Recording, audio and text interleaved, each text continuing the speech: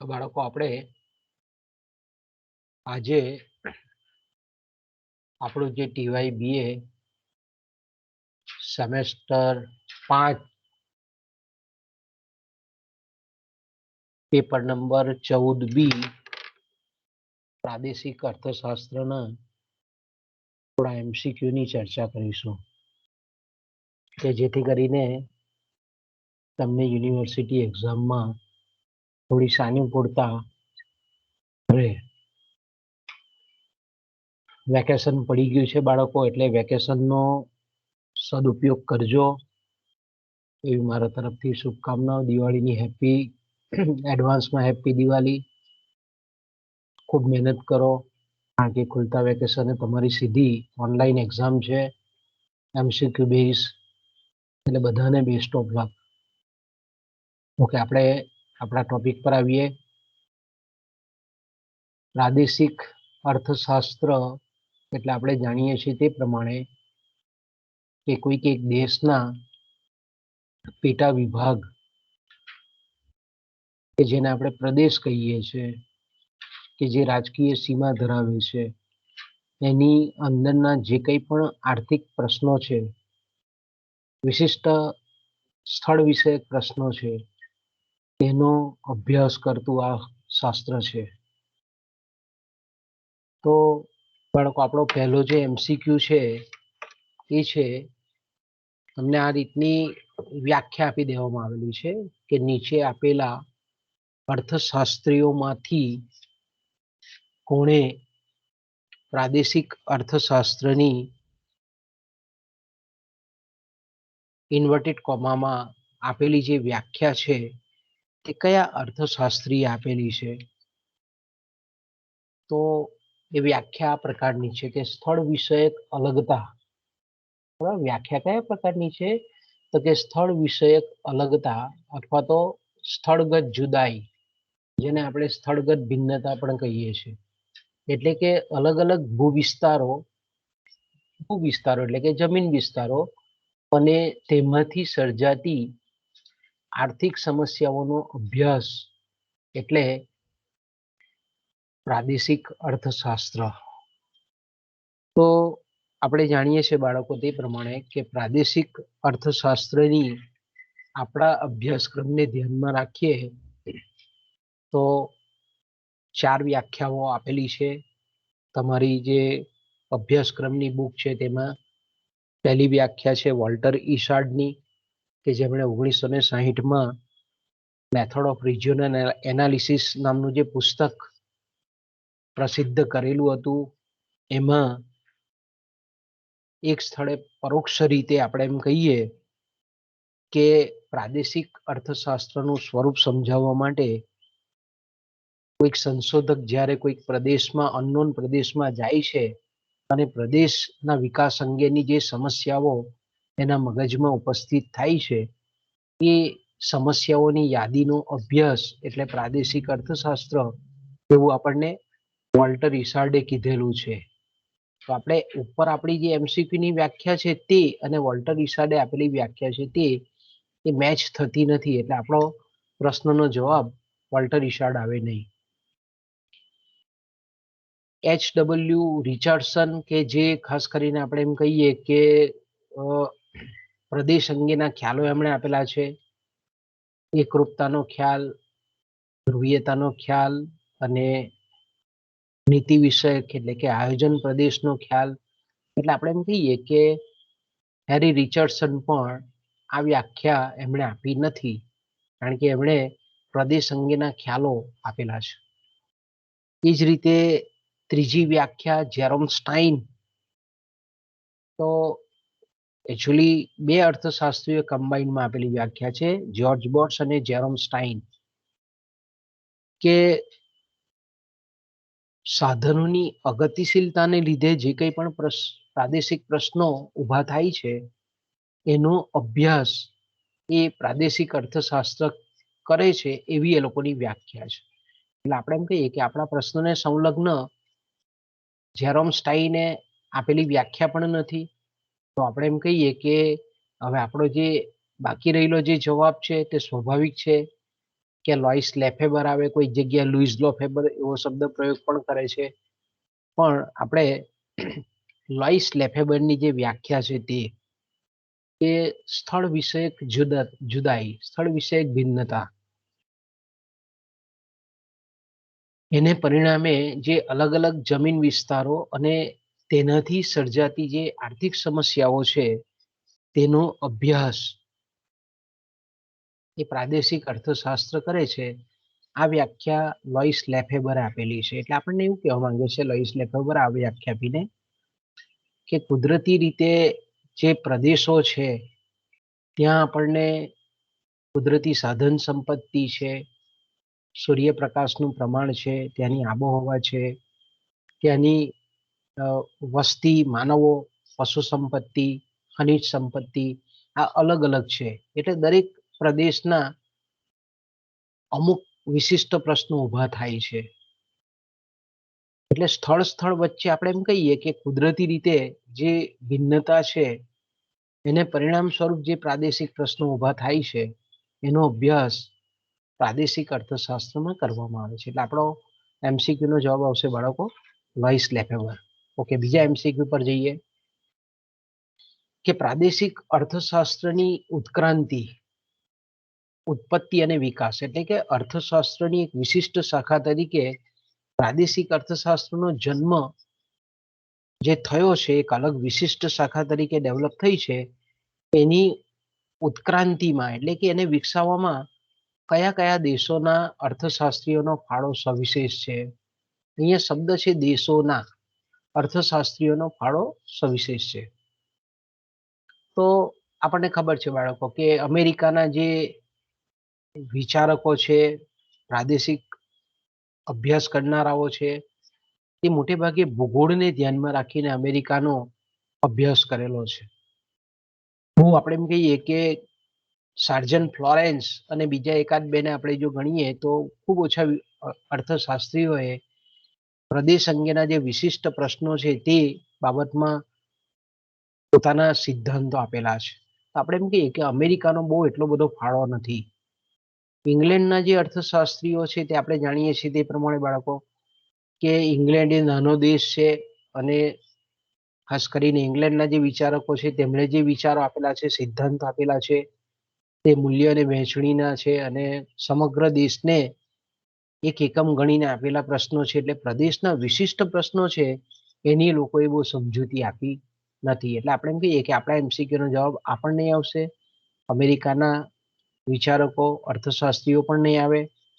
ભારતના તો કે ભારતના આપણે એમ કહીએ કે એસએલ ભટ્ટ છે, વિનોદ દુબે છે, ડાઉસી હુક છે, આ બધા જે વિચારકો છે એમણે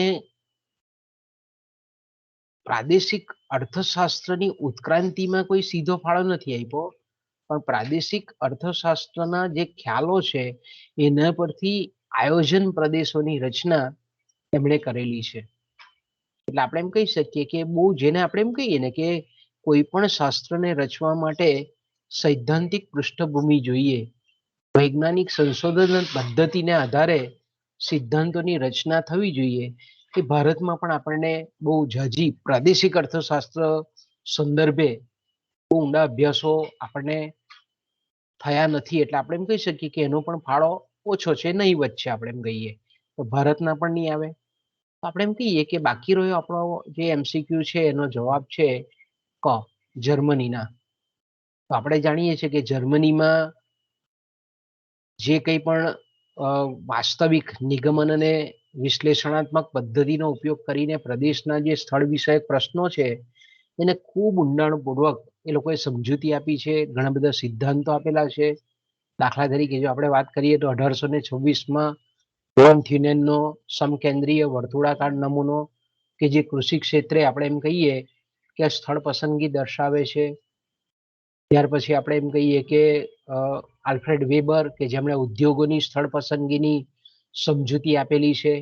ત્યાર પછી વોલ્ટર ક્રિસ્ટેલર કે જેમણે વ્યાપારી કેન્દ્રો કઈ રીતે, વ્યાપારી વિસ્તારો કઈ રીતે રચના પામે છે તેની સમજૂતી આપેલી છે.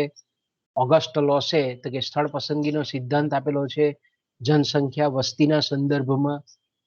પ્રાદેશિક નીતિની ખૂબ સરસ મજાની સમજૂતી ઓગસ્ટ લોસે આપેલી છે. તો આપણે એમ કહીએ કે પ્રાદેશિક અર્થશાસ્ત્રને વિકસાવવામાં જો કોઈ અર્થશાસ્ત્રીઓ હોય તો એની ચાવીરૂપ ભૂમિકા એ જર્મનીના અર્થશાસ્ત્રીઓની છે.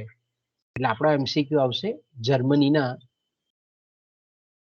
અર્થશાસ્ત્રીઓનો ફાળો એ સવિશેષ છે એમ આપણે કહી શકીએ. તો આપણો જવાબ આવશે ક. ઓકે બાળકો, આપણે આગળ જઈએ, ત્રીજા એમસીક્યુ પર જઈએ કે પ્રાદેશિક અર્થશાસ્ત્રના અભ્યાસ ક્ષેત્રને સ્થળ પસંદગી, પ્રદેશનો ખ્યાલ, આંતરપ્રાદેશિક આંતર સંબંધો, આંતરપ્રાદેશિક સમતુલાનું વિશ્લેષણ અને પ્રાદેશિક નીતિ, તો આ 5 શાખાઓમાં વહેંચનાર કયા અર્થશાસ્ત્રી છે? તો આપણે યાદ કરીએ પાછું, આપણે જો થ્રુ આઉટ વાંચેલું હોય તો આપણને ખબર પડી જાય કે વોન થ્યુનેનનું જે પ્રદાન છે તે કૃષિ વિષયક આર્થિક પ્રવૃત્તિ કઈ રીતે સ્થળ પસંદગી ભાડાના દરના સંદર્ભમાં કરે છે એની એમણે સમજૂતી આપેલી છે. એટલે આ રીતનું અભ્યાસ ક્ષેત્ર એમણે દર્શાવ્યું નથી. પછી આવે છે રિચર્ડસન, મેં કીધું તેમ કે એકરૂપતાનો ખ્યાલ, ધ્રુવીયતાનો ખ્યાલ અને આયોજન પ્રદેશનો ખ્યાલ એમણે આપેલો છે. એટલે રિચર્ડસન પણ નહીં આવશે, આપણને આવે. ત્રીજા છે આલ્ફ્રેડ વેબર કે જેમણે ઉદ્યોગોની સ્થળ પસંદગીનો ખ્યાલ સમજાવેલો છે. એટલે આપણા એમસીક્યુ સાથે ફિટ બેસતો આલ્ફ્રેડ વેબર નો જવાબ પણ નહીં આવે. તો હવે બાકી રહ્યા હોર્સ્ટ સાઈબર્ટ. તો આપણે એમ કહીએ કે હોર્સ્ટ સાઈબર્ટે પ્રાદેશિક અર્થશાસ્ત્રના અભ્યાસ ક્ષેત્રને, કાર્યક્ષેત્રને, વિષય વસ્તુને સરળતાથી સમજી શકાય એ રીતે આ ઉપરોક્ત 5 મુદ્દાઓમાં વિભાગીકરણ, 5 શાખાઓમાં વિભાગીકરણ કરેલું છે. એટલે આપણા એમસીક્યુ નો જવાબ આવશે હોર્સ્ટ સાઈબર્ટ. ઓકે બાળકો, આગળ જઈએ આપણે.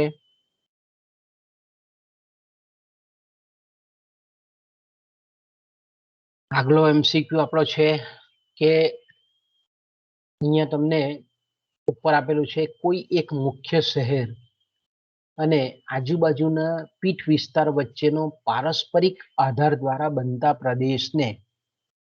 તો આપણને ખબર છે બાળકો કે પ્રાદેશિક અર્થશાસ્ત્રમાં આપણે કહીએ કે પ્રદેશના જે સ્થળ વિષયક પ્રશ્નો છે, પ્રદેશ વચ્ચેના જે કંઈ પણ આંતર સંબંધો છે, પ્રદેશ વચ્ચેના સ્થળ વિષયક જે જોડાણો છે અને જે કંઈ પણ પ્રદેશના વિશિષ્ટ પ્રશ્નો છે એને સમજવા માટે આપણે 3 રીતથી પ્રદેશ નક્કી કરીએ છીએ.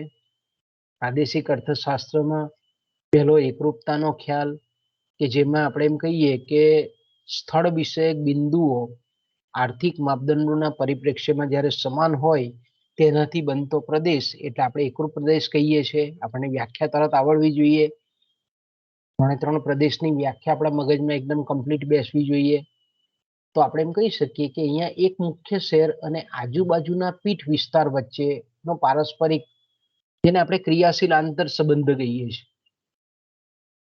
તો પારસ્પરિકતાની માત્રા અથવા તો પારસ્પરિક આધાર એટલે કે કેન્દ્રગામી અને પ્રતિગામી જે આર્થિક પરિમાણોથી 2 સ્થળો જે જોડાયેલા છે અલગ અલગ, એક સ્થળ અને આજુબાજુનો વિસ્તાર, એને આપણે પારસ્પરિકતાની માત્રા કહીએ છીએ.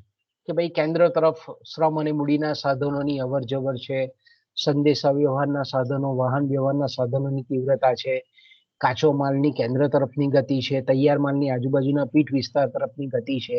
અને આ રીતે આપણે એમ કહીએ કે એક મુખ્ય ધ્રુવ કેન્દ્ર અને એની આજુબાજુનો પીઠ વિસ્તાર કે જે આ રીતે આર્થિક ક્રિયાશીલ આંતર સંબંધ ધરાવતો હોય કે પારસ્પરિકતાની માત્રા ધરાવતા હોય, તો તેનાથી બનતો જે પ્રદેશ છે તેને આપણે ધ્રુવીય પ્રદેશ કહીએ છીએ. એટલે આપણો એમસીક્યુ નો જવાબ કયો આવી જશે? ધ્રુવીય પ્રદેશ. કારણ કે એક પ્રબળ કેન્દ્ર અને તેની આજુબાજુની અસરથી બનતો જે વિસ્તાર છે તેને આપણે ધ્રુવીય પ્રદેશ કહીએ છીએ. એને આપણે ઇંગ્લિશમાં કેવું હોય તો નોડલ રીઝન છે, પોલર રીઝન છે, પોલરાઇઝ્ડ રીઝન છે, આવા આપણે શબ્દ પ્રયોગ કરીએ છીએ. તો આપણો સીધો જવાબ મળી જાય છે. એકરૂપ પ્રદેશ આવશે નહીં, ધ્રુવીય પ્રદેશ એ આવશે આપણા એમસીક્યુ નો જવાબ. આયોજન પ્રદેશ એટલે આપણને ખબર છે કે અલગ અલગ જે સ્થળ વિષયક પ્રશ્નો છે એને ઉકેલવા માટે જે કંઈ પણ પ્રાદેશિક નીતિ બનાવવામાં આવે છે અને એ પ્રાદેશિક નીતિનું જ્યારે અમલ કરવાનું હોય, અમલીકરણ કરવાનું હોય, ત્યારે જે નક્કી કરેલો જે પ્રદેશ છે તેને આપણે પ્લાનિંગ એરિયા કહીએ છીએ. એને આપણે રીઝન, પ્લાનિંગ રીઝન પણ કહીએ છીએ. ઓકે, એટલે આપણા એમસીક્યુનો જે પ્રશ્ન છે તેની સાથે આયોજન પ્રદેશ પણ ફિટ બેસતો નથી. ઓકે, એ જ રીતે સરહદીય પ્રદેશ, કે જેને આપણે કહીએ છીએ કે બે પ્રદેશો, બે રાજ્યો, અથવા તો આપણે એમ કહીએ કે બે દેશો વચ્ચેના જે કંઈ પણ પ્રદેશો છે, દાખલા કે જમ્મુ કાશ્મીર છે, ઇવન આપણે રાજસ્થાન છે, આ બધા સરહદીય કે અન્ય દેશોની બોર્ડર સાથે એ જોડાયેલા હોય, તો એવા જે પ્રદેશ છે તેને આપણે સરહદીય પ્રદેશ કહીએ છીએ. તો અહીંયા એ પણ આપણા એમસીક્યુના પ્રશ્નની સાથે આ ફિટ બેસતું નથી. એટલે આપણો પ્રશ્નનો જવાબ તો પહેલેથી આવી ગયો છે, છતાં પણ મેં કીધું તેમ કે ઘણી વખત આપણને સમાન લાગતા ઓપ્શન હોય તો આપણે બધાને જોવા પડે. પણ પહેલી નજરમાં આપણે જોઈએ તો આપણે ધ્રુવીય પ્રદેશની જો વ્યાખ્યા બરાબર મગજમાં ફિટ બેસાડેલી હોય તો તમે સરળતાથી આ પ્રશ્નનો જવાબ આપી શકો છો. એટલે આપણા એમસીક્યુનો જવાબ આવશે ધ્રુવીય પ્રદેશ. કે આગળ જઈએ બાળકો.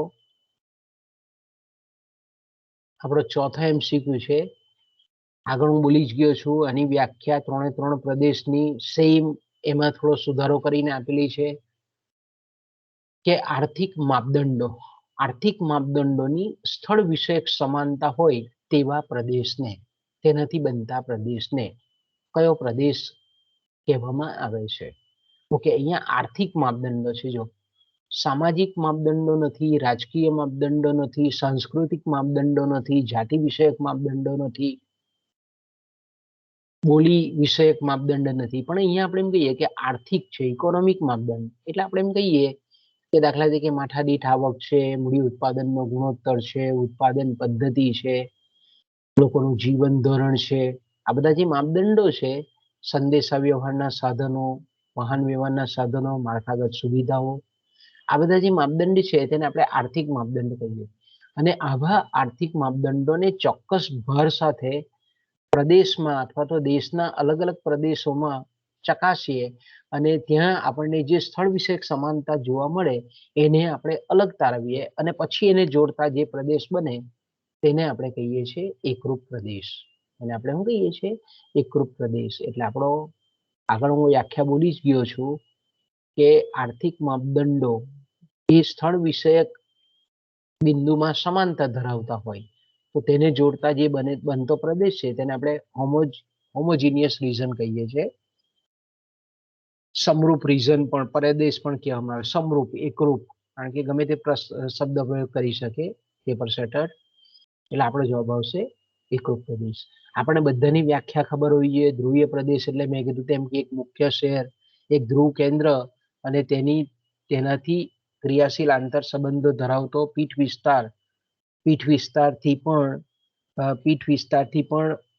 જે મુખ્ય શહેર છે તે આર્થિક રીતે તીવ્ર જોડાણ ધરાવતો હોય તેનાથી બનતો જે પ્રદેશ છે તેને આપણે ધ્રુવીય પ્રદેશ કહીએ છીએ. આયોજન પ્રદેશ એટલે કીધું તેમ કે પ્રાદેશિક નીતિની રચના કર્યા પછી પ્રાદેશિક નીતિના જે કંઈ પણ ઉદ્દેશો છે તેને પ્રાપ્ત કરવા માટે જે પ્રાદેશિક નીતિનું અમલીકરણ અર્થે જે બનતો પ્રદેશ છે તેને આપણે પ્લાનિંગ એરિયા કહીએ છીએ, પ્લાનિંગ રીજન કહીએ છીએ, આયોજન પ્રદેશ કહીએ છીએ. એટલે આપણા એમસીક્યુમાં આ પણ નથી આવતું. આ તો જવાબ તો આપણને પહેલેથી મળી ગયો છે, એકરૂપ પ્રદેશ.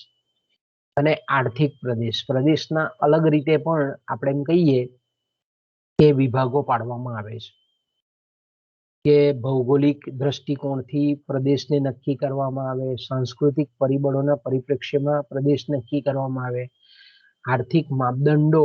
અહીંયા આર્થિક પ્રદેશ એટલે આપણે કહીએ કે આર્થિક પ્રદેશ અને એકરૂપ પ્રદેશ વચ્ચેની આપણને ભિન્નતા જોવા મળે છે. કે દાખલા તરીકે સરકારે પંચવર્ષીય યોજના બનાવી અને જ્યારે આપણે કોઈક એક ચોક્કસ સાધનોની ફાળવણીના પરિપ્રેક્ષ્યમાં આપણે જ્યારે ચર્ચા કરતા હોઈએ તેમાં કોઈક રાજ્યની પસંદગી કરવામાં આવતી હોય તો જ્યારે સાધનોની ફાળવણીના સંદર્ભમાં આપણે એ રાજ્યને આર્થિક પ્રદેશ તરીકે મૂકી શકીએ, અથવા તો આપણે એમ કહીએ કે દાખલા તરીકે સ્પેશિયલ ઇકોનોમિક ઝોન છે અને એમાં જે કંઈ પણ આર્થિક પ્રવૃત્તિ થવાની છે અને પર્ટિક્યુલરલી એનો અભ્યાસ કરીએ છીએ તો આપણે એમ કહી શકીએ કે એ one type of economic region બને છે. ઓકે,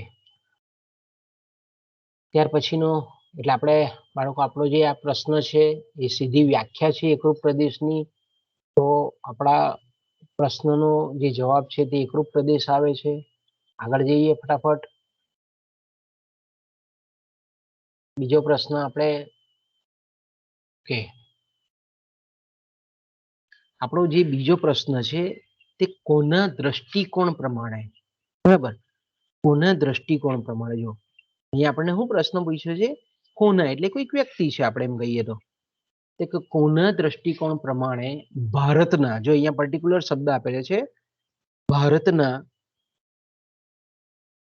આયોજિત પ્રદેશોને 3 વિભાગમાં વહેંચવામાં આવેલા છે. ઓકે, 3 વિભાગમાં વહેંચવામાં આવેલા છે.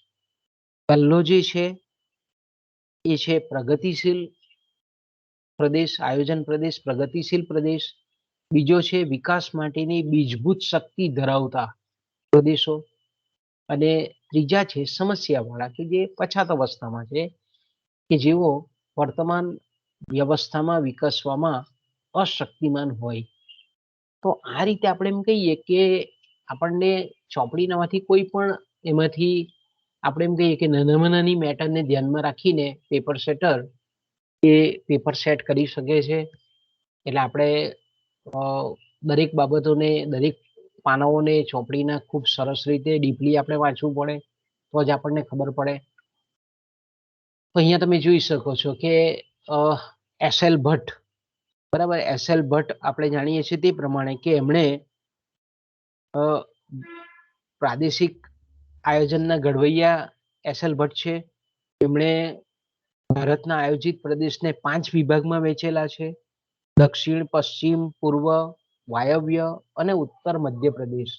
આ રીતે 5 વિભાગોમાં એસ.એલ. ભટ્ટે વહેંચેલા છે. અહીંયા આપણને 3 વિભાગ બતાવેલા છે. તો અહીંયા એસ.એલ. ભટ્ટ આવશે નહીં, કારણ કે આપણને ગૂંચવે એવો પ્રશ્ન છે. આ ઉપરનો જે પ્રશ્ન છે તે આપણને આપણા મગજમાં વાંચેલું હોય પણ આપણને કન્ફ્યુઝન થાય કે ભાઈ એસ.એલ. ભટ્ટે પણ આપણે એમ કહીએ કે ભારતના આયોજિત પ્રદેશો અંગે પ્રદાન કરેલું છે. તો એનું પ્રદાન મેં કીધું તેમ કે 5 વિભાગોમાં છે. વિનોદ દુબે કે ભાઈ પ્રાદેશિક અર્થશાસ્ત્રની વ્યાખ્યા આપેલી છે. આવું કોઈ એણે ભારતના પરિપ્રેક્ષ્યમાં આયોજિત પ્રદેશો બનાવેલા નથી. પી મહાલનોબિસે પણ આપણે એમ કહીએ કે પ્રાદેશિક અર્થશાસ્ત્રમાં અભ્યાસ કરેલો છે પણ આયોજિત પ્રદેશના, ભારતના આયોજિત પ્રદેશમાં નથી. એમનું પ્રદાન મોટે ભાગે આંકડાકીય પ્રદેશની, રાજ્યની જે કે આર્થિક આંકડાકીય બાબતો છે એ અંગે એમનું પ્રદાન છે. હવે બાકી રહ્યો આપણો પી સેનગુપ્તા અને જી સ્ડાસીઉક. આપણે કહીએ તો ઉચ્ચારણમાં પણ આપણને તકલીફ પડે. ભૂગોળશાસ્ત્રી છે. આ બંને કેવા છે? ભૂગોળશાસ્ત્રીઓ છે. તો ભૂગોળશાસ્ત્રીઓ છે આ બંને જણા, અને એમણે ભારતનું આ રીતે 3 વિભાગોમાં, આયોજિત પ્રદેશોને 3 વિભાગોમાં વહેંચણી કરેલી છે. તો આપણા MCQ નો જવાબ કયો આવશે? પી સેનગુપ્તા અને જી સ્ડાસીઉક. ઓકે, આગળ જઈએ બાળકો.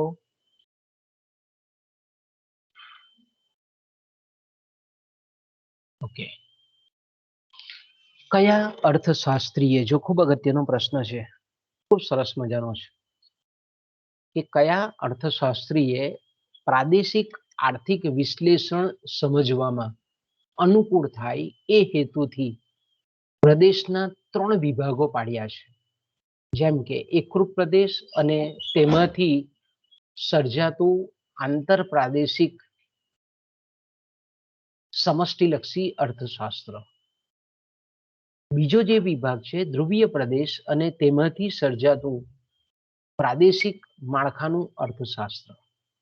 અને ત્રીજો જે વિભાગ પાડ્યો છે એ છે આયોજન પ્રદેશ, કે જેમાં પ્રદેશના આંતરિક અને આંતર પ્રાદેશિક પરિબળોનો સમન્વય કરવામાં આવે છે.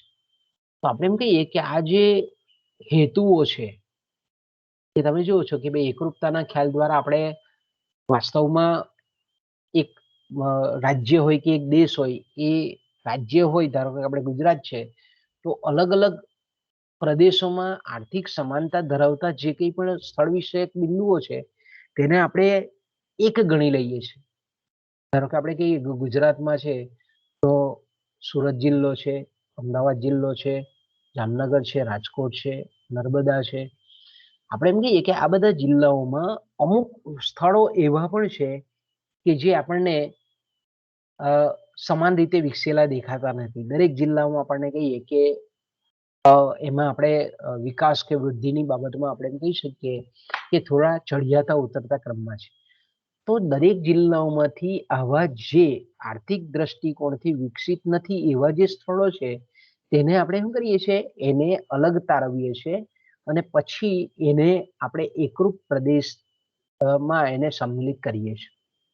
તો એને લીધે શું થાય છે કે જ્યારે રાજ્ય સરકાર કોઈ પણ રાજ્ય સરકારના લેવલે પ્રાદેશિક નીતિ ઘડે છે, ત્યારે ભલે અલગ અલગ જિલ્લાના સ્થળો છે, પણ એ નીતિનું જ્યારે અમલીકરણ કરે છે, સાધનોની ફાળવણી કરે છે કે મૂડીરોકાણ, રાજ્ય સરકાર મૂડીરોકાણ અંગેની કોઈ નીતિ ઘડે છે, ત્યારે શું કરે છે, આ અલગ અલગ જિલ્લાના જે અલગ અલગ સ્થળો છે કે જે આર્થિક દ્રષ્ટિકોણથી સમાનતા ધરાવે છે, તો એકચ્યુઅલી ભલે જ અલગ અલગ જિલ્લાના છે, પણ અહીંયા આપણે કેવું એ દ્રષ્ટિબિંદુ અપનાવીએ છીએ, સમષ્ટિલક્ષી અર્થશાસ્ત્રના જે કંઈ પણ સિદ્ધાંતો છે કેઇન્સના, એનો આપણે ઉપયોગ કરીએ છીએ.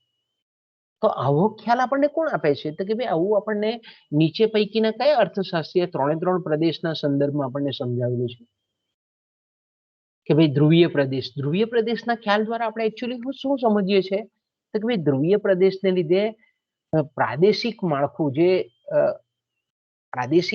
એટલે આપણે એમ કહીએ કે સમગ્ર, દાખલા તરીકે ગુજરાતની વાત કરીએ તો આપણને કેટલાક ધ્રુવ કેન્દ્રો જોવા મળે. દાખલા તરીકે ગોલ્ડન કોરિડોર પર જોઈએ આપણે તો વાપીથી માંડીને વાપી છે, વલસાડ છે, નવસારી છે, સુરત છે, અંકલેશ્વર છે, ભરૂચ છે. એ જ રીતે આપણે એમ કહીએ કે અમદાવાદ છે, વડોદરા છે, મહેસાણા છે, રાજકોટ છે, ભાવનગર છે, જામનગર. તો આ બધા કેવા છે, પ્રબળ ધ્રુવ કેન્દ્રો છે.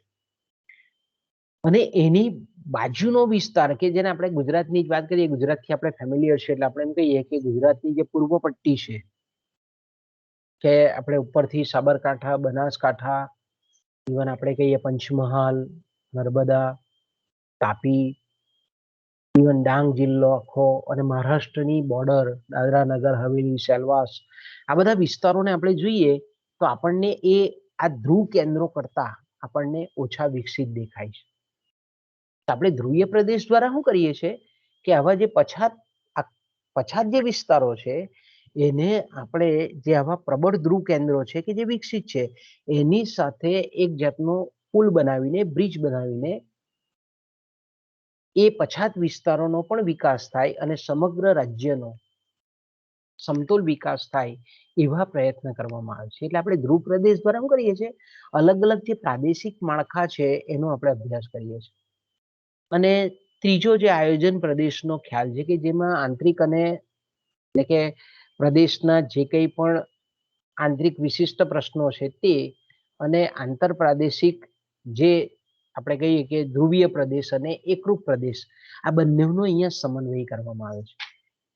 એટલે પ્રદેશના વિશિષ્ટ પ્રશ્નોના ઉકેલ માટે, સ્થળ વિષયક પ્રશ્નોના ઉકેલ માટે ધ્રુવીય પ્રદેશથી ધ્રુવ કેન્દ્રો છે તેને પણ આવરી લેવામાં આવે છે અને જે એકરૂપતાના ખ્યાલથી જે એકરૂપ પ્રદેશ નક્કી કરીએ છીએ કે જે પછાત આર્થિક માપદંડો ધરાવે છે, તો એને પણ અહીંયા સંમિલિત કરવામાં આવે છે.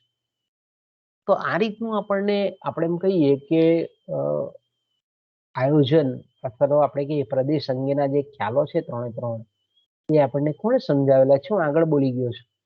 તો અહીંયા તમને ખબર છે કે આલ્ફ્રેડ વેબર કે જેણે ઉદ્યોગોની સ્થળ પસંદગીનો સિદ્ધાંત આપેલો છે, હોસ્ટ સ્ટાઇબર્ટ કે જેમણે પ્રાદેશિક અર્થશાસ્ત્રના અભ્યાસ ક્ષેત્રને, કાર્યક્ષેત્રને 5 શાખાઓમાં વહેંચેલું છે. વોન થ્યુનેન તો આપણને ખબર છે કે ખેતી વિષયક સ્થળ પસંદગીનો ખ્યાલ સમજાવેલો છે. તો હેરી રિચર્ડસન કે જેમણે આ રીતે પ્રાદેશિક આર્થિક વિશ્લેષણ સમજાવવામાં અનુકૂળતા રહે એ માટે આ રીતે પ્રદેશના 3 ખ્યાલોને એમણે સમજાવેલા છે. એટલે આપણા MCQ નો જવાબ કયો આવશે બાળકો? કે હેરી રિચર્ડસન આવશે. ઓકે, આગળ જઈએ.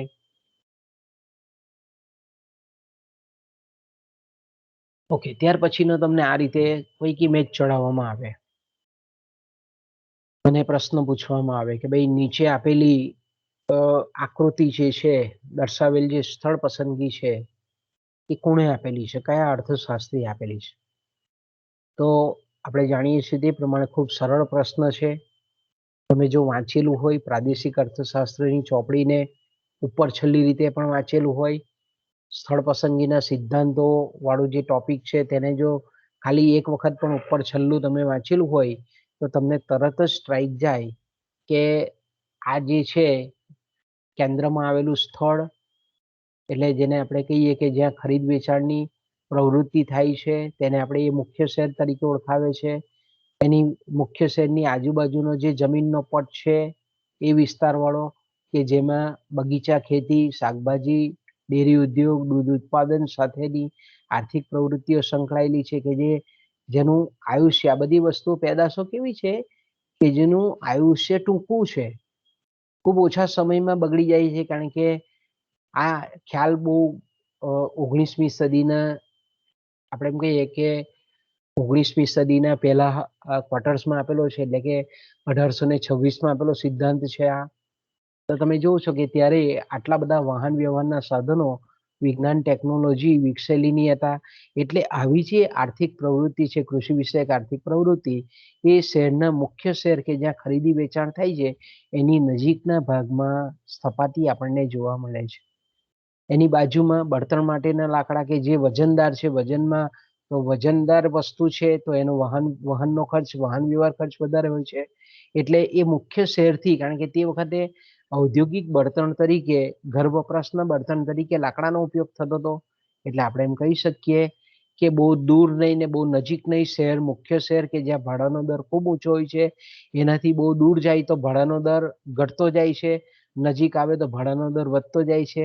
પણ સાથે સાથે આપણે જાણીએ છીએ કે મુખ્ય કેન્દ્રથી જેમ દૂર જવામાં આવે તેમ હેરફેર ખર્ચ કે વાહન વ્યવહાર ખર્ચ વધતો જતો હોય છે. તો એક બાજુ આપણે એમ કહીએ કે ભાડાનો દર અને વાહન વ્યવહાર ખર્ચ અને લાકડા, એટલે જેને આપણે જલાવ લાકડા કહીએ છીએ, વજનદાર લાકડા કહીએ છીએ, બળતણ માટેના લાકડા કહીએ છીએ, એ લાકડા વાવતા જે વૃક્ષો છે એ આપણે એમ કહીએ કે મુખ્ય શહેરથી આપણને નજીકના વિસ્તારમાં આપણને સ્થપાતા જોવા મળે છે. એટલે કે આ એરિયામાં આપણને સ્થપાતા જોવા મળે છે. એનાથી દૂર તો કે અનાજ પાકોનું, ધાન્ય પાકોનું વાવેતર કરતા જે કંઈ પણ જમીનના પટ્ટા છે, જમીન છે, એનો વપરાશ અહીંયા થાય છે. એટલે કે પાકોની ખેતી થાય છે, અનાજ પાકોની ખેતી થાય છે, તંતુ પાકોની ખેતી થાય છે. અને સૌથી દૂર કે જેમાં મરઘા, બતકા, માંસ ઉછેર એટલે પશુ ઉછેર ખાસ કરીને આપણે કહીએ કે જેના દ્વારા આપણે એમ કહીએ કે માંસાહારી લોકોને ભોજન મળી રહે એવી પ્રવૃત્તિ અહીંયા આપણે જેને પોલ્ટ્રી ફાર્મ કહીએ છીએ એ સૌથી દૂરના વિસ્તારમાં આપણને સ્થપાયેલી જોવા મળે છે. તો આ રીતનું આપણને કહીએ કે જેને આપણે સમકેન્દ્રીય વર્તુળાકાર નમૂનો છે કે જેનું કેન્દ્ર સેમ છે અને આજુબાજુના જમીન વિસ્તારો કે જે કૃષિ વિષય, કારણ કે તે વખતે આપણે એમ કહીએ કે ઉદ્યોગો હતા નહીં, આ જ્યારે સિદ્ધાંત આપેલો ત્યારે, તો આપણને તરત જ ખબર પડી જાય કે આ સિદ્ધાંત આપનાર આગળ પણ 2-3 MCQમાં બોલી ગયો કે વોન થ્યુનેને 1826માં એમનું જે પુસ્તક હતું આઇસોલેટેડ સ્ટેટ, એમાં આ સિદ્ધાંતની ભાડાના દરના સંદર્ભમાં, વાહન વ્યવહાર ખર્ચના સંદર્ભમાં સમજૂતી આપેલી છે. એટલે આપણે કહી શકીએ કે આ MCQનો જવાબ આવશે વોન થ્યુનેન. પાછા બધા એના જ આપણે ઓપ્શન રાખેલા છે, હેરી રિચર્ડસન કે પ્રદેશ અંગેના 3 ખ્યાલો આપેલા છે, એટલે આપણો જવાબ આવશે નહીં. હોર્ટ સાઈબર પ્રાદેશિક અર્થશાસ્ત્રનું કાર્યક્ષેત્ર સમજાવે છે, એ આવશે નહીં. આલ્ફ્રેડ વેબરે સ્થળ પસંદગી આપેલી છે પણ કૃષિ વિષયક સ્થળ પસંદગી નથી આપી. એમણે ઉદ્યોગો કઈ રીતે સ્થળ પસંદ કરે છે એની સમજૂતી આપેલી છે, એટલે બાળકો એ પણ આવશે નહીં. આગળ જઈએ બાળકો આપણે. તો આ રીતે તમને પરીક્ષામાં ઇમેજ પણ એક તમને સ્કેન કરીને મૂકી દે ને પછી નીચે ઓપ્શન આપે કે ભાઈ આ કોણે આપી છે, કે આવી રીતે ઇક્વેશન પણ આપે, તમને કોઈ સૂત્ર પણ આપે અને સૂત્ર અંગે પણ પૂછે. ઓકે, ત્યાર પછીનો MCQ છે આપણો, આલ્ફ્રેડ વેબરે ઉદ્યોગની સ્થળ પસંદગીમાં તૈયાર વસ્તુના કુલ વજનમાં સ્થાનિય સામગ્રી એટલે સ્થાનિય કાચો માલ સામાન આપણે કહીએ છીએ તેનું પ્રમાણ કેટલું છે તે દર્શાવતા આંકને પછી આ રીતે તમને ખાલી જગ્યા આપી દઉં. નીચે પૈકી કયો આંક આપેલો છે? તો જો તમે બરાબર આલ્ફ્રેડ વેબરનો સિદ્ધાંત સમજ્યા હોય તો આપણે જાણીએ છીએ તે પ્રમાણે કે આલ્ફ્રેડ વેબરે એમનો જર્મન ભાષામાં સૌપ્રથમ સિદ્ધાંત આપેલો the theory of location of industry એ નામનું એમનું પુસ્તક હતું. એમાં એમણે સિદ્ધાંત આપેલો છે ઉદ્યોગો કઈ રીતે પોતાનું સ્થળ પસંદ કરે છે. એમાં એને સમજાવતા બે પરિબળો આપેલા છે, પ્રાથમિક પરિબળો જેને પ્રાદેશિક પરિબળો પણ કહીએ છીએ અને બીજા આપેલા છે આનુષંગિક પરિબળો. તો પ્રાથમિક પરિબળોમાં આપણે જાણીએ છીએ તે પ્રમાણે કે વાહન વ્યવહારનો ખર્ચ અને શ્રમ ખર્ચ આપેલો છે. તો કોઈ પણ ઉદ્યોગો અથવા તો ઉદ્યોગના એકમો અથવા તો પેઢીઓ પોતાનું જે સ્થળ પસંદ કરે છે તેમાં બે બાબતની ખાસ કાળજી રાખે. એક તો જે બજાર કે જેને આપણે વપરાશનું કેન્દ્ર કહીએ છીએ, જેને આપણે શહેરી વિસ્તાર કહીએ છીએ, અને બીજું છે કાચી માલ સામગ્રી કે જ્યાં ઉદ્યોગોમાં કાચો માલ સામાન લાવવાનો હોય એ સ્થળ. આ બે સ્થળના પરિપ્રેક્ષ્યમાં ઓછામાં ઓછો ન્યૂનતમમાં ન્યૂનતમ લઘુત્તમમાં લઘુત્તમ વાહન વ્યવહાર ખર્ચ થાય એ સ્થળ પસંદ કરે છે. એટલે આપણે એમ કહી શકીએ કે ધારો કે કોઈ બજાર છે, બજાર એરિયા છે અને આ છે કાચો માલ સામગ્રીનું સ્થળ કે જ્યાંથી કાચો માલ સામાન લાવવામાં આવે છે. તો મોટે ભાગે ઉદ્યોગો પોતાની પેઢીના એકમો જેને આપણે પ્લાન્ટ કહીએ છીએ, પ્લાન્ટ ઉદ્યોગો પોતાની સ્થળ પસંદગી ક્યાં કરે તો કે આ બંનેના પરિપ્રેક્ષ્યમાં એ એવું સ્થળ પસંદ કરે બધી પેઢીઓ કે જેથી કરીને કાચો માલ સામાન લાવવાનો જે હેરફેરનો ખર્ચ છે તે અહીંયાથી અહીંયા સુધીનો અને એ ઓછામાં ઓછો હોય, લઘુત્તમમાં લઘુત્તમ હોય.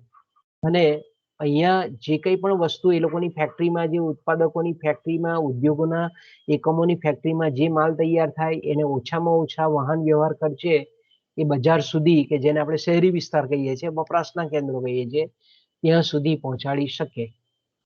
તો આપણે એમ કહીએ છીએ કે વાહન વ્યવહારનો ખર્ચ એને અસર કરતા પરિબળો કયા છે.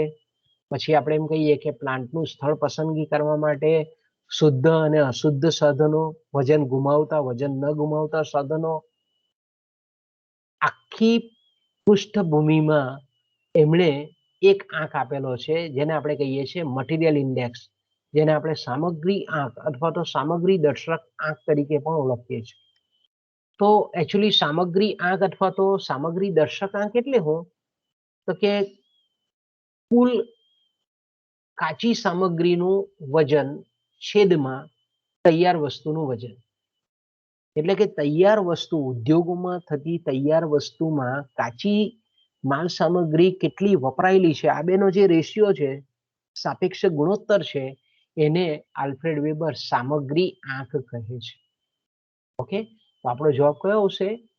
દાખલા તરીકે મેં કીધું તેમ કે ધારો કે 100 ટન જો ખાંડનું ઉત્પાદન કરવું હોય તો આપણે એમ કહીએ કે ધારો કે 1000 ટન શેરડી જોઈએ. ઓકે, 1000 ટન શેરડી જોઈએ. ઓકે, તો આ રીતે આપણે શું કરીએ છીએ, આ બેનો ગુણોત્તર લઈએ છીએ. પછી આપણે કહીએ છીએ કે આ બંનેનું સાદુરૂપ આપીએ તો આ આપણને જે 10 જેટલો આંક મળે છે તેને આપણે સામગ્રી આંક કહીએ છીએ. તો સામગ્રી આંક એટલે શું કે તૈયાર વસ્તુમાં કાચી સામગ્રીનું પ્રમાણ કેટલું છે એ દર્શાવતો જે આંક છે તેને આપણે સામગ્રી આંક કહીએ છીએ. વેબર કહે છે, આલ્ફ્રેડ વેબર. અને અહીંયા આપણને વેબર એવું કહેવા માંગે છે કે દરેક ઉદ્યોગોના પરિપ્રેક્ષ્યમાં આ રીતે જ્યારે આપણે સામગ્રી આંક મેળવીએ છીએ, કોઈ પણ ઉદ્યોગ હોય, કાપડ ઉદ્યોગ હોય, લોખંડ ઉદ્યોગ હોય, સ્ટીલ ઉદ્યોગ હોય, સિમેન્ટ ઉદ્યોગ હોય, સુગર ઉદ્યોગ હોય, ખાંડ બનાવટી ફેક્ટરીઓ હોય, તો તેમાં આપણને એવું સમજાવે છે સામગ્રી આંક દ્વારા કે જેમ સામગ્રી આંકનું મૂલ્ય ઊંચું તેમ એ કાચી માલ સામગ્રીના સ્થાને પોતાના એકમો નાખે છે. અને એનાથી ઉલટું પણ કહે છે કે જેમ સામગ્રી આંકનું મૂલ્ય નીચું તેમ પેઢીઓ, ઉદ્યોગો એ વપરાશનું સ્થળ કે જેને આપણે બજાર કહીએ છીએ, શહેરી વિસ્તાર કહીએ છીએ, ત્યાં આપણને સ્થપાયેલા જોવા મળે છે. એટલે આપણે એમ કહીએ કે કાપડ ઉદ્યોગ છે તો કે ભાઈ કાપડ ઉદ્યોગ કેમ શહેરી વિસ્તારમાં અમદાવાદ છે, બોમ્બે છે, સુરત છે, કાપડ ઉદ્યોગ આપણને કેમ સ્થપાયેલો જોવા મળે છે? કારણ કે એમાં આપણે જાણીએ છીએ કે કાપડ ઉદ્યોગ બનાવવામાં સ્થાનીય સામગ્રી બહુ ઓછી વપરાય. એટલે આપણે એમ કહી શકીએ કે સામગ્રી આંકનું મૂલ્ય નીચું આવે, અને નીચું આવે એટલે આપણે એમ કહીએ કે એવા ઉદ્યોગો કે જે નીચો સામગ્રી આંક ધરાવે છે એ મોટે ભાગે શહેરોમાં સ્થાનીયકૃત હોય. પણ જ્યાં આપણે એમ કહીએ કે કાચા માલ સામગ્રીનું પ્રમાણ વધારે વપરાતું હોય એવા ઉદ્યોગો, ઊંચો સામગ્રી આંક ધરાવતા ઉદ્યોગો છે તે મોટે ભાગે કાચો માલ સામાન જ્યાંથી પ્રાપ્ત થાય તે જગ્યાએ સ્થપાયેલા હોય છે. એટલે આપણે એમ કહીએ કે લોખંડ ઉદ્યોગ છે તો આપણને જમશેદપુરમાં સ્થપાયેલો જોવા મળે. કારણ કે તૈયાર લોખંડ, જે આપણે વાપરવા લાયક લોખંડ વાપરવા માટે કાચું લોખંડ ઘણું બધું જોઈએ, કારણ કે જમીનમાંથી નીકળે અશુદ્ધિઓ હોતા હોય, તો આપણે એમ કહીએ કે એનું વજન વધારે હોય. એ જ રીતે સિમેન્ટ ઉદ્યોગ, સિમેન્ટ ઉદ્યોગમાં પણ આપણે જોઈએ કે ચૂનાના પથ્થરો અમુક જ વિસ્તારમાં આપણને સ્થાનીયકૃત થયેલા જોવા મળે છે. તો એવા ઉદ્યોગો મોટે ભાગે એવા સ્થળે સ્થપાય કે જ્યાં કાચો માલ સામાન વિપુલ પ્રમાણમાં પ્રાપ્ત થાય. ગુણક તો આપણને ખબર છે, કહાને આપેલો રોજગારીનો ગુણક, કેન્સ આપેલો મૂડીરોકાણ ગુણક, નિકાસ આધાર ગુણક, વિદેશ વ્યાપાર ગુણક. તો આપણે એમ કહીએ કે આલ્ફ્રેડ વેબરની જ્યારે વાત આવે ત્યારે તમારા મગજમાં તરત સ્ટ્રાઇક જેવી જોઈએ કે એમણે સામગ્રી આંક દ્વારા, સામગ્રી દર્શક આંક, મટીરિયલ ઇન્ડેક્સ દ્વારા એના મૂલ્યના પ્રમાણ પરથી ઉદ્યોગો કઈ જગ્યાએ સ્થાનીકૃત થશે એનું ખૂબ સરસ મજાની સમજૂતી આપણે આપેલી છે. આ બધા આપણે કહીએ કે અન્ય ઓપ્શનમાં વપરાશાંક, કે જેનું આપણે કહીએ કે આલ્ફ્રેડ વેબરની સાથે કોઈ જોવા એ નથી, આપણે કહીએ કે રિલેશન નથી. એ જ રીતે ઉત્પાદનાંક, સામાન્ય રીતે તમને થોડું કન્ફ્યુઝન થાય એટલે આ રીતનો શબ્દ પ્રયોગ કરીને પાછળ આંક લગાવી દેવામાં આવે છે. કારણ કે આપણે જોઈએ છે કે અહીંયા એમસીક્યુમાં આપણને આંક આપે છે, એટલે ઘણા વિદ્યાર્થીઓ વાંચેલું ન હોય તો આંક શબ્દ જોઈને ગમે તે ટીક આઉટ કરી દે. અને ઉત્પાદન આવે એટલે આપણે એમ કહીએ કે વિદ્યાર્થીઓને કન્ફ્યુઝન થાય એટલા માટે આ રીતના તમને ઓપ્શન્સ મૂકવામાં આવતા હોય. ઓકે, આગળ જઈએ બાળકો. એટલે આપણો આ જે પ્રશ્ન છે કે આલ્ફ્રેડ વેબરે ઉદ્યોગની સ્થળ પસંદગીમાં તૈયાર વસ્તુના કુલ વજનમાં સામગ્રી, સ્થાનીય સામગ્રીનું પ્રમાણ કેટલું છે તે દર્શાવતા આંકને સામગ્રી આંક અથવા તો સામગ્રી દર્શક આંક તરીકે ઓળખવામાં આવે છે. ઓકે, આગળ જઈએ બાળકો. ત્યાર પછી છે નવો આપણો જે પ્રશ્ન છે કે જ્યાં એક તરફ ઉદ્યોગના કેન્દ્રીકરણથી થતો આર્થિક લાભ અને બીજી તરફ વધારાના હેરફેરથી થતો ગેરલાભ, વધારાના હેરફેર ખર્ચથી, વધારાના વાહન વ્યવહાર ખર્ચથી થતો ગેરલાભ સરખા થતા હોય તો તેને આપણે નીચે પૈકીનો કયો વક્ર કહીએ છીએ? આપણને પહેલો ઓપ્શન છે સમહેરફેર ખર્ચનો વક્ર, સરેરાશ ખર્ચનો વક્ર, સીમાંત અવેજીના દરનો વક્ર, પરિવર્તક સમહેરફેર ખર્ચનો વક્ર. તો અહીંયા તમે જોઈ શકો છો કે આ પ્રશ્નને તમે વાંચતા તરત તમને સ્ટ્રાઇક જવી જોઈએ કે આ કોણે આપેલો ખ્યાલ છે. તો આપણને તરત એક મગજમાં તરત સ્ટ્રાઇક જવી જોઈએ કે પરિવર્તક સમહેરફેર ખર્ચ અને સમહેરફેર ખર્ચ, આ શબ્દ આપણને આલ્ફ્રેડ વેબરના સિદ્ધાંતમાં જોવા મળે છે. આલ્ફ્રેડ વેબરનો જે ઉદ્યોગોની સ્થળ પસંદગીનો જે સિદ્ધાંત છે એમાં આ બે શબ્દ પ્રયોગનો ઉલ્લેખ છે. સરેરાશ ખર્ચનો વક્ર એ તમે એકમલક્ષી અર્થશાસ્ત્રમાં ખર્ચ વિશ્લેષણના સંદર્ભમાં આપણે જોઈએ છીએ તે આવે છે. સરેરાશ ખર્ચની ઉલ્લેખ આપણને કેન્દ્રીકરણના લાભો અને ગેરલાભોમાં પણ આપણને જોવા મળે છે. સીમાંત અવેજીના દરનો વક્ર કે જેને આપણે દૃષ્ટિગુણ વિશ્લેષણમાં માર્શલના પરિપ્રેક્ષ્યમાં, માર્શલ પછી આપણે કહીએ કે સ્લટ્સકી અને એજવર્થ, આ બધાના પરિપ્રેક્ષ્યમાં વક્રનો આપણે અભ્યાસ કરીએ છીએ. એટલે આપણો જવાબ આ નહીં આવે, સરેરાશ ખર્ચનો વક્ર પણ નહીં આવે. તો આપણને કન્ફ્યુઝન અહીંયા બેમાં થાય કે આ બંને જે શબ્દો છે એ શબ્દો આપણે એમ કહીએ કે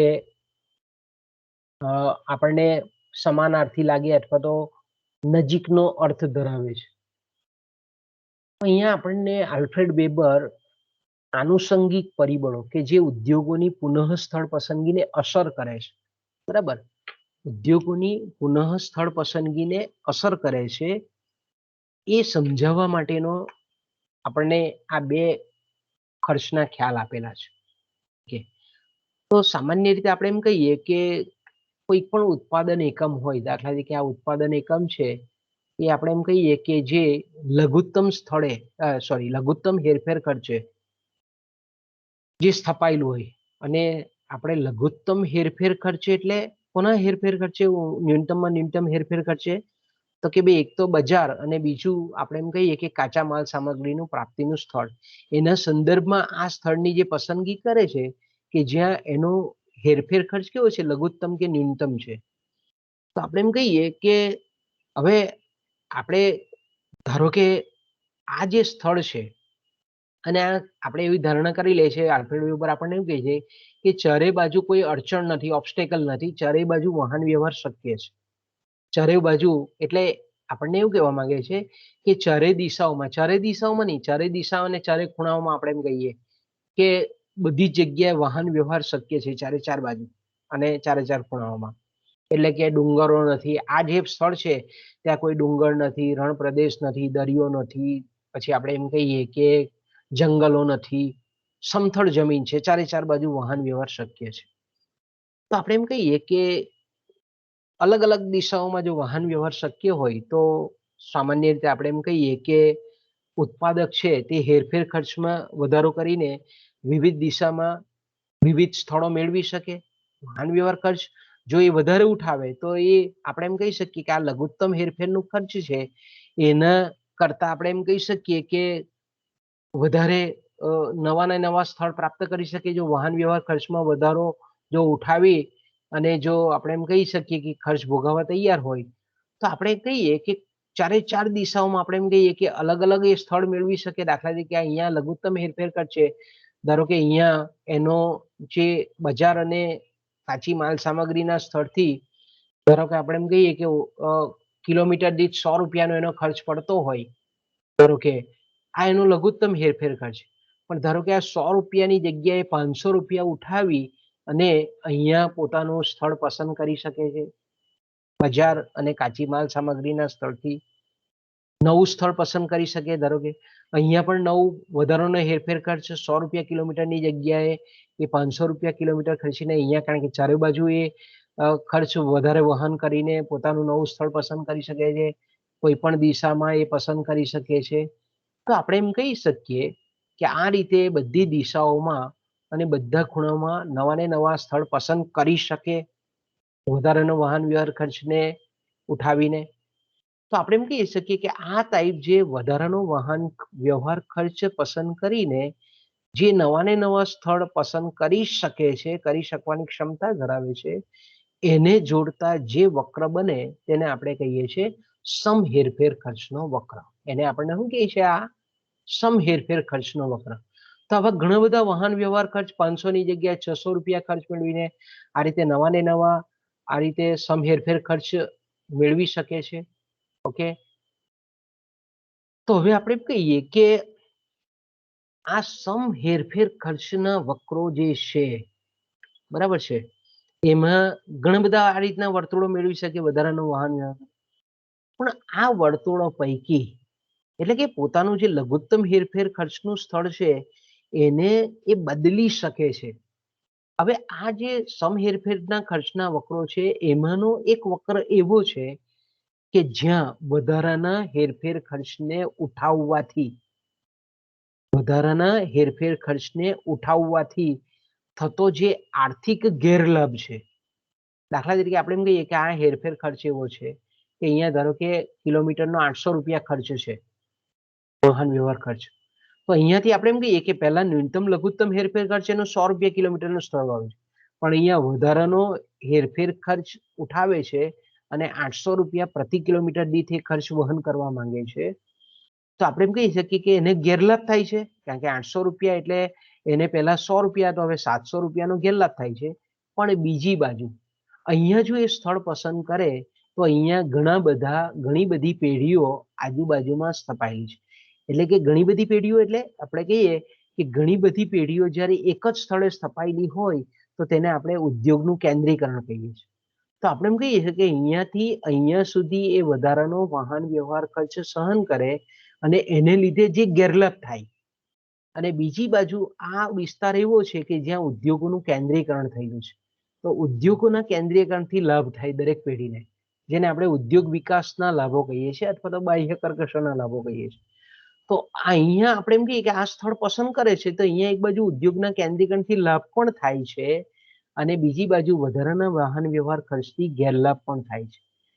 તો આ એક એવું સ્થળ છે, આ એક એવો પટ્ટો છે કે જ્યાં વધારાના હેરફેર ખર્ચ ઉઠાવવાથી થતો ગેરલાભ અને કેન્દ્રીકરણથી થતો લાભ એ બંને સરખા થાય છે.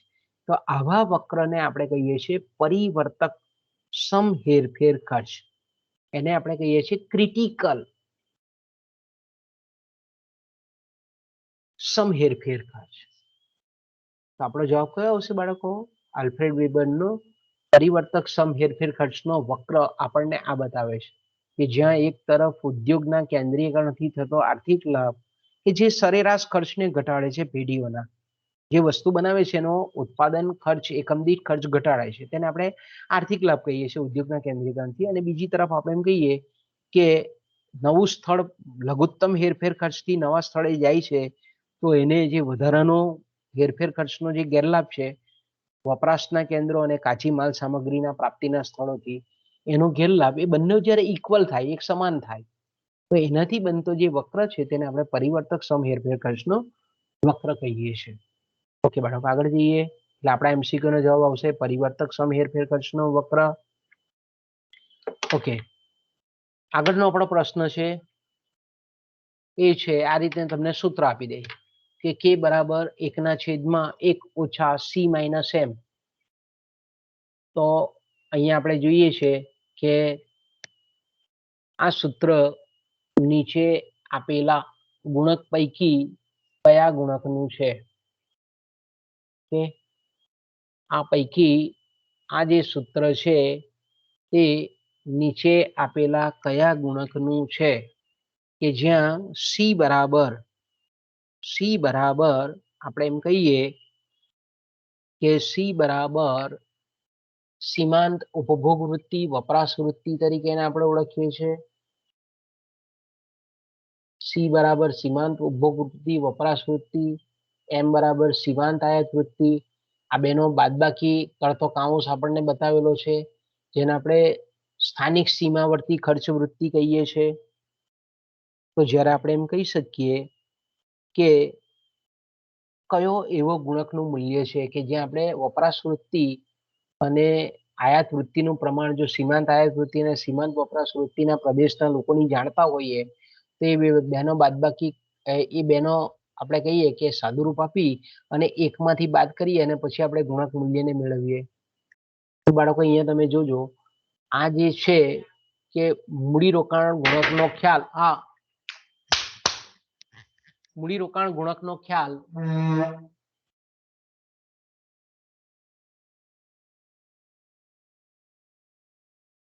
મૂડીરોકાણ ગુણકનો જે ખ્યાલ છે તે આપણને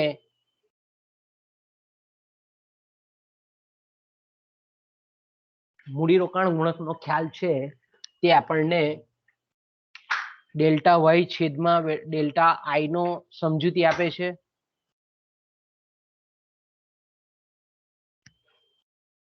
મૂડીરોકાણ ગુણક આપણને શું સમજાવે છે તો કે મૂડીરોકાણ ગુણક આપણને ડેલ્ટા વાય અને ડેલ્ટા આઈ એટલે કે પ્રદેશના મૂડીરોકાણમાં ફેરફાર થવાથી પ્રદેશની આવકમાં કેટલો ફેરફાર થાય છે એ બે વચ્ચેનો ગુણોત્તર સંબંધ બતાવે છે. અને એટલે આપણે એમ કહીએ કે આ જે સૂત્ર છે તે આપણને મૂડીરોકાણ ગુણક દર્શાવતું સૂત્ર નથી. ઓકે, હા, જો આપણે એમ કહીએ કે આ સૂત્રમાં ખાલી આ એમ ની આપેલો હોય અને 1 minus delta C delta Y આપેલો હોય તો આપણે એમ કહી શકીએ કે આ મૂડીરોકાણ ગુણકનું સૂત્ર છે. તો આપણો જવાબ આ નહીં આવશે.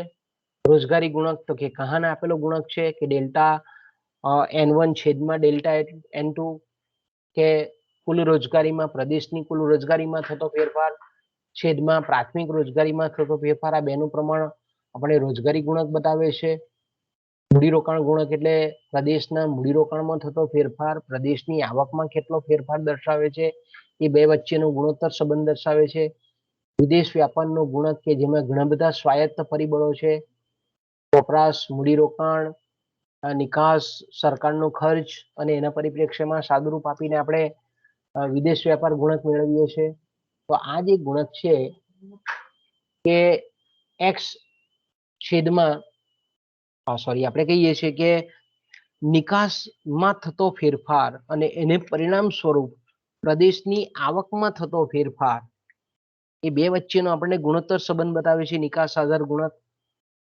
તો નિકાસ આધાર ગુણક ને આપણે બે રીતે શોધી શકીએ કે વાય એટલે કે પ્રદેશની આવક છેદમાં નિકાસનું પ્રમાણ, એ બેનો આપણે એમ કહીએ કે ભાગાકાર છે, બરાબર 1 ઓછા CM એટલે કે પ્રદેશની સીમાંત વપરાશ વૃત્તિ, પ્રદેશના લોકોની સીમાંત વપરાશ વૃત્તિ, ઉપભોગ વૃત્તિ ઓછા આયાત વૃત્તિ.